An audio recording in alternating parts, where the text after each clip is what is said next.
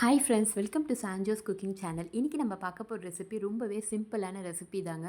Potato fry. இதை வந்து தயிர் சாதம், புளி சாதம், லெமன் சாதத்துக்கு இந்த மாதிரி குழந்தைங்களுக்கு ஸ்கூலுக்கு செஞ்சு கொடுங்களேன். கண்டிப்பாக லஞ்ச் பாக்ஸ் காலி ஆகிட்டு தாங்க ரிட்டன் வரும். கண்டிப்பாக ட்ரை பண்ணி பாருங்கள். அப்புறம் நம்ம சேனலை மறக்காமல் சப்ஸ்கிரைப் பண்ணிவிடுங்க.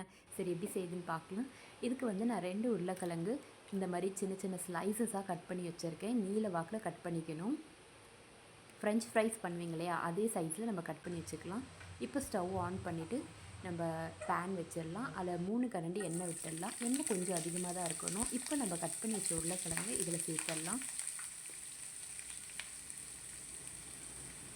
இப்போ மீடியம் ஃப்ளேமில் இதை நல்லா கலந்து விட்டுடலாம். ஒரு 5 நிமிஷம் இதை நல்லாவே நம்ம வந்து கலந்து விட்டுடணும்.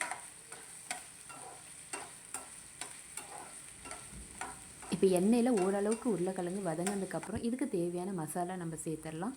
1/2 டீஸ்பூன் சில்லி பவுடர், 1/2 டீஸ்பூன் தனியா பவுடர், கொஞ்சமாக பெருங்காயம், உப்பு ஒரு 1/4 டீஸ்பூன் நான் சேர்த்துருக்கேன். பத்தலைன்னா கடைசியில் சேர்த்துக்கலாம்.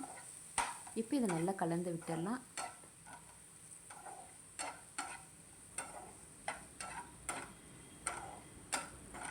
இப்போ லோ ஃப்ளேமுக்கு மாற்றிட்டு ஒரு மூடி போட்டு நம்ம இதை வேக விடலாம்.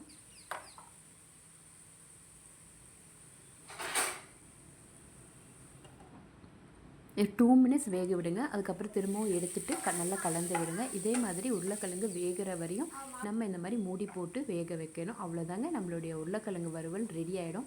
கண்டிப்பாக ட்ரை பண்ணி பாருங்கள். ரொம்ப நல்லாயிருக்கும். குழந்தைங்களுக்கு கண்டிப்பாக ரொம்ப பிடிக்கும். அப்புறம் நம்ம சேனலில் இதுவரை சப்ஸ்கிரைப் பண்ணலைன்னா மறக்காமல் சப்ஸ்கிரைப் பண்ணிவிடுங்க.